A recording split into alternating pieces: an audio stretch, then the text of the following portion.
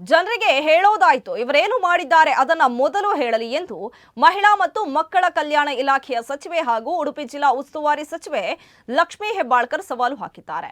ಉಡುಪಿಯಲ್ಲಿ ಮಾಧ್ಯಮದವರು ಕೇಳಿದ ಪ್ರಶ್ನೆಗೆ ಉತ್ತರಿಸಿದ ಸಚಿವರು, ಮೋದಿ ಅವರು ಗಂಟೆ ಬಾರಿಸಬೇಕು ಅಂದ್ರೆ ನಾವು ಗಂಟೆ ಬಾರಿಸುತ್ತೇವೆ, ಚಪ್ಪಾಳೆ ಹೊಡಿರಿ ಅಂದ್ರೆ ಹೊಡಿತೇವೆ, ಪೆಟ್ರೋಲ್ ಡೀಸೆಲ್ ಜಾಸ್ತಿ ಬಳಸಬೇಡಿ ಅಂದ್ರೆ ನಾವು ಪಾಲಿಸುತ್ತೇವೆ, ಬಂಗಾರ ಖರೀದಿಸಬೇಡಿ ಅಂದ್ರೆ ಬಿಡುತ್ತೇವೆ, ದೇಶಕ್ಕಾಗಿ ಇತಿಮಿತಿಯನ್ನ ಪಾಲಿಸೋಣ.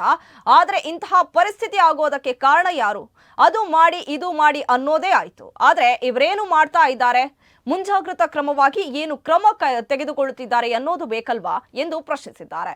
ಈಗ ಮೋದಿ ಬಂಗಾರ ಖರೀದಿ ಮಾಡಬೇಡಿ ಎನ್ನುತ್ತಿದ್ದಾರೆ, ಏನೇನೋ ಹೇಳುತ್ತಾ ಬಂದಿದ್ದಾರೆ. ಆದ್ರೆ ಅಮೆರಿಕ ಯಾವ ರೀತಿ ನಮ್ಮ ಪ್ರಧಾನಮಂತ್ರಿಯನ್ನ ಕಂಟ್ರೋಲ್ ಮಾಡ್ತಾ ಇದೆ ಅಂತ ಮಾಧ್ಯಮದಲ್ಲೇ ನೋಡ್ತಾ ಇದ್ದೇವೆ. ಇನ್ನು ಭಾರತದ ಬಗ್ಗೆ ಟ್ರಂಪ್ ಏನು ಹೇಳುತ್ತಿದ್ದಾರೆ ಗೊತ್ತಲ್ಲ ಎಂದು ವ್ಯಂಗ್ಯ ಮಾಡಿದ್ದಾರೆ. ಇದು ಜನ ಅರ್ಥ ಮಾಡ್ಕೊಳ್ಬೇಕು. ಎಷ್ಟು ದಿನ ಅಂತ ಜನ ತಮ್ಮನ್ನು ತಾವು ಮೋಸ ಮಾಡ್ಕೊಂಡು ಬದುಕ್ತಾರೆ ಅನ್ನೋದಂತೂ ನನಗೆ ತಿಳಿತಾ ಇಲ್ಲ. ಅವ್ರು ಯಾವುದನ್ನ ತೋರಿಸ್ಬೇಕಂತ ಇದ್ದಾರೆ ಅದನ್ನು ಜನ ನೋಡ್ತಾ ಇದ್ದಾರೆ. ಸೊ ಪೆಟ್ರೋಲ್ ಡೀಸೆಲ್ ಬೆಲೆ ಏರಿಸಲಿಕ್ಕೆ ಈ ಒಂದು ಕೇಂದ್ರ ಸರ್ಕಾರ ಏನಿದೆ ಕಳೆದ 12 ವರ್ಷದಿಂದ ಮನಮೋಹನ್ ಸಿಂಗ್ ಇದ್ದಂಥ ಸಂದರ್ಭದಲ್ಲಿ, UPA ಸರ್ಕಾರ ಇದ್ದಂಥ ಸಂದರ್ಭದಲ್ಲಿ ಕ್ರೂಡ್ ಆಯಿಲ್ ಬೆಲೆ ಎಷ್ಟಿತ್ತು, ನಾವು ಎಷ್ಟಕ್ಕೆ ಇಟ್ಟಿದ್ವಿ, ಇವರು ಬಹಳಷ್ಟು ಲಕ್ಕಿ ಇದ್ದಾರೆ. ಈ ಬಾರಿಯ NDA ಸರ್ಕಾರ 12 ವರ್ಷದಲ್ಲಿ ಇವ್ರಿಗೆ ಕ್ರೂಡ್ ಆಯಿಲ್ನ ಬೆಲೆ ಇವ್ರಿಗೇನು ಜಾಸ್ತಿ ಆಗಿಲ್ಲ, ಈಗಲೂ ಕೂಡ ಜಾಸ್ತಿ ಇದಾಗಿರಲ್ಲ. ಆದರೂ ಕೂಡ ಈ ರೀತಿ ಬೆಲೆಯನ್ನು ಏರಿಸಿ ಜನಸಾಮಾನ್ಯರಿಗೆ ಬರ ಎಳುವಂಥ ಕೆಲಸವನ್ನು ಮಾಡ್ತಾ ಇದ್ದಾರೆ. ಕಂಪ್ಲೀಟಾಗಿ ರಾಜಕಾರಣ.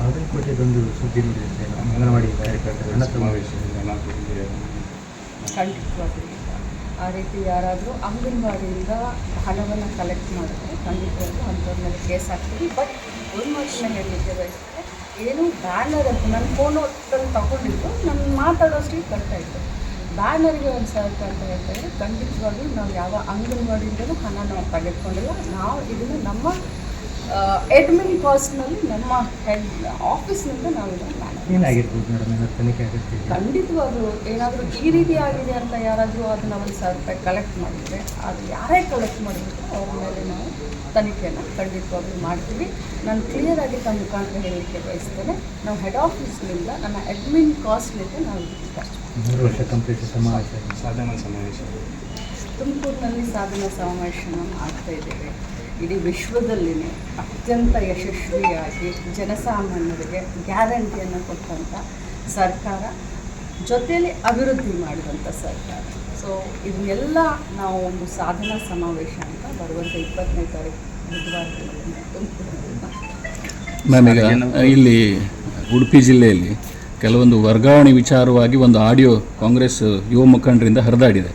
ಅಂದರೆ ವರ್ಗಾವಣೆ ನಾನು ಇದು ಮಾಡ್ತಾ ಇದ್ದೇನೆ, ಲಕ್ಷ್ಮೀ ಹೆಬ್ಬಾಳ್ಕರ್ ಮೂಲಕ ಅಧಿಕಾರಿಗಳನ್ನು ವರ್ಗಾವಣೆ ಮಾಡ್ತಿದ್ದೇನೆ ಅಂತ ಹೇಳಿಕೆ ಕೊಟ್ಟಿದ್ದಾರೆ. ಅದ್ರ ಬಗ್ಗೆ ಏನು ಹೇಳ್ತೀರಿ ಮೇಡಮ್? ನನಗೆ ಅದ್ರ ಬಗ್ಗೆ ಗಮನಕ್ಕೆ ಇಲ್ಲ. ತಾವು ದಯಮಾಡಿ ನನಗೆ ಅದನ್ನು ಈಗ ಹೇಳಿದ್ದೀರಾ, ಅದು ಯಾರು ಮಾತಾಡಿದ್ದಾರೆ, ಯಾರು ಮಾಡಿದ್ದಾರೆ ಅದನ್ನು ತಿಳ್ಕೊಂಡು ನಾನು ಎದುರುಗಡೆ. ಇನ್ನೊಂದು ಮೇಡಮ್, ಈ ಅಕ್ರಮ ಗಣಿಗಾರಿಕೆ ಇರ್ಬೋದು, ಇನ್ನೊಂದು ವಿಚಾರದ ಬಗ್ಗೆ ಮಾಧ್ಯಮದವರು ವರದಿ ಮಾಡಿದಾಗ ಆಲ್ರೆಡಿ ಅದು ಕೇಸ್ ಇರ್ತದೆ, ಅಥವಾ ಲೋಕಾಯುಕ್ತ ತನಿಖೆಯಲ್ಲಿ ಇರುವ ಬಗ್ಗೆ ಕೇಸ್ ಇರುವಾಗಲೇ ನಾವು ಅದ್ರ ಬಗ್ಗೆ ನ್ಯೂಸ್ ಮಾಡಿದರೆ ಪೊಲೀಸರಿಗೆ ಹೇಳಿ ಅರೆಸ್ಟ್ ಮಾಡುವಂಥ ಕೆಲಸ ಮಾಡ್ತಾ ಇದ್ದಾರೆ ಅನ್ನೋಂಥ ಮಾತು ಕೂಡ ಕೇಳಿ ಬರ್ತಾ ಇದೆ, ಈಗ ನಡೆದಿದೆ ಕೂಡ. ನಾನು ವಾರದಲ್ಲಿ 3-4 ಬಾರಿ ನಮ್ಮ SP ಅವರಾಗಲಿ, CO ಆಗಲಿ, DC ಆಗಲಿ ಪ್ರಮುಖ ಒಂದು ಅಡ್ಮಿನ್ ಜಾಗದಲ್ಲಿ ಕೂತವ್ರ ಜೊತೆ ನಾನು ಚರ್ಚೆ ಮಾಡ್ತೀನಿ. ಯಾಕಂದರೆ ಪದೇ ಪದೇ ನಾನು ಕೂಡ ಬರಲಿಕ್ಕೆ ಆಗೋದು ನಾನು ಅಂತ ಇದರಲ್ಲಿ ಏನು ಆಗು ಹೋಗೋದ್ರ ಬಗ್ಗೆ ವಿಚಾರವನ್ನು ವಿನಿಮಯ ಮಾಡ್ಕೊಳ್ತಾ ಇರ್ತೀವಿ. ಬಟ್ ನನ್ನ ಪ್ರಕಾರ ನೀವು ಮುಂಚೆಗೆ ಈಗಿನಕ್ಕೆ ಕಂಪೇರ್ ಮಾಡಿದ್ರೆ ಲಾ ಆ್ಯಂಡ್ ಆರ್ಡರ್ ಆಗಲಿ, ಅಥವಾ ಇಲ್ಲಿಗಲ್ ಮೈನಿಂಗ್ ಆಗಲಿ, ಇಲ್ಲಿಗಲ್ ಮರಳು ದಂಧೆ ಆಗಲಿ, ಎಷ್ಟೊಂದು ಕಡಿವಾಣವನ್ನು ನಾವು ಹಾಕಿದ್ದೀವಿ ಅನ್ನೋದು ತಂದೆ ಗೊತ್ತಿದೆ. ಪ್ರಾಮಾಣಿಕವಾದಂಥ ಪ್ರಯತ್ನ ಮಾಡ್ತಾಯಿದ್ದೀವಿ. ನಾನಂತೂ ಇದನ್ನು ನಮ್ಮ ಮೈನ್ಸ್ ಜಿಯಾಲಜಿ ಡಿಪಾರ್ಟ್ಮೆಂಟ್ ಹೆಡ್ ಆಗಿರ್ಬೋದು, DC ಅವರಾಗಿರ್ಬೋದು, SP ಅವರಾಗಿರ್ಬೋದು, ಅವರಿಗೆ ನಾವು ಫ್ರೀ ಹ್ಯಾಂಡ್ ಕೊಡ್ತೀವಿ.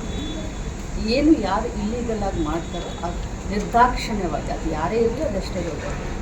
ನೀವು ಕಾನೂನು ರೀತಿಯಿಂದ ಕ್ರಮ ತೆಗೆದುಕೊಳ್ಳೋದಕ್ಕೆ ಫ್ರೀ ಹ್ಯಾಂಡ್. ಅಲ್ಲ, ವರದಿ ಮಾಡ್ಬೋದಾ ಅಂತ ನಾವು ವರದಿ ಮಾಡ್ಬೋದಾ? ಅಕ್ರಮದ ಬಗ್ಗೆ ನಾವು ವರದಿ ಮಾಡ್ಬೋದಾ ನಿರ್ಭೀತರಾಗಿ ಪತ್ರಕರ್ತರು? ಯಾಕಂದರೆ ಪೊಲೀಸರ ಮೂಲಕ ಯಾರು ಪತ್ರಕರ್ತರನ್ನ ವರದಿ ಮಾಡೋದ್ರಿಂದ ತಡೆಯೋರು ಯಾರು? ಈಗ ಆಲ್ರೆಡಿ ಆಗಿದೆ ಸರ್, ಮ್ಯಾಮ್, ಕೇಸ್ ಆಗಿದೆ. ಲೋಕಾಯುಕ್ತ ತನಿಖೆಯಲ್ಲಿ ಇರೋ ಪ್ರಕರಣದ ಬಗ್ಗೆ ನ್ಯೂಸ್ ಮಾಡಿದಾಗ ಕೇಸ್ ಕೂಡ ಆಗಿದೆ. ತನಿಖೆ ನಡೀತಾ ಇರೋ ಬಗ್ಗೆ ಒತ್ತಡ ಹಾಕ್ತಿದ್ದಾರೆ ತಾವು ಇದನ್ನು ಮಾಡಿ. ಯಾಕಂದರೆ ತನಿಖೆ ಹಂತದಲ್ಲಿ ಆ ರೀತಿ ಮಾಡಿದರೆ ತನಿಖೆ ಹಂತಗಳು ಬೇರೆ ರೀತಿ ಹೋಗಲಿಕ್ಕೆ ಸಾಧ್ಯ ಆಗಬಹುದು ಅನ್ನುವಂಥ ಒಂದು ಕಾಳಜಿ ಕಳಕಳಿ ಅಷ್ಟೇ.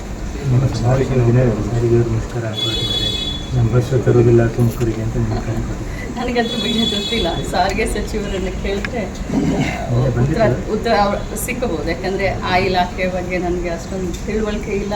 ನಾನು ಮಾತಾಡಿದ್ರೆ ತಪ್ಪ. ಬಿಜೆಪಿಯವರು ಕಪ್ಪು ಬಾವುಟ ತಯಾರಿ ಮಾಡ್ಕೊಂಡಿದ್ರು, ಅಟ್ಲೀಸ್ಟ್ ಪ್ರೊಟೆಸ್ಟ್ ಆದರೂ ಆಗ್ತಾ ಇದೆ ಅಂತ ಕಾಣ್ತದೆ. ನಾನು ಎಲ್ಲದಕ್ಕೂ ವೆಲ್ಕಮ್ ಮಾಡ್ತೀನಿ. ರಾಜಕಾರಣ ಪ್ರಜಾಪ್ರಭುತ್ವ ಮ್ಯಾಮ್, 3 ವರ್ಷ ಬಂದಲ್ಲ, ಅಟ್ಲೀಸ್ಟ್ ಈ ಒಂದು ನೆಪದಲ್ಲಾದರೂ ಅವ್ರನ್ನ ಭೇಟಿ ಆಗ್ತೀನಿ. ಮ್ಯಾಮ್, ಜಿಲ್ಲಾಸ್ಪತ್ರೆ ವಿಚಾರವಾಗಿ ಅದು ಅಲ್ಲಿಗೆ ಮೇನ್ ವಿಷಯ ಅದು ಕೂಡ ಒಂದು ಜಿಲ್ಲಾಸ್ಪತ್ರೆ. ಅವ್ರು ಏನು ನನಗೆ ಮನವಿ ಕೊಡ್ತಾರೆ ಖಂಡಿತವಾಗ್ಲೂ ಸ್ಪಂದಿಸ್ತೀನಿ. S, thank you.